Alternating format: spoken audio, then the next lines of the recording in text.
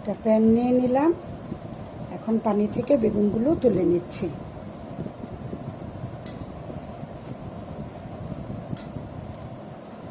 এটা হাতে মেখে রান্না করব। দিয়ে দিচ্ছি পেঁয়াজ কুচি, কাঁচামরিচ কুচি, ধনে পাতাও দিয়ে দিচ্ছি। সব একসঙ্গে মিক্স করে নেব। এখন দিয়ে দিচ্ছি মশলাগুলো।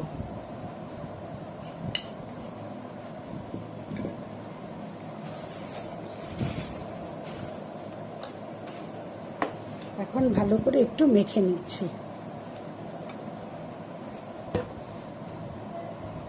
ভালো করে মেখে নিয়েছি। এখন মাছগুলো উপরে দিয়ে দিচ্ছি।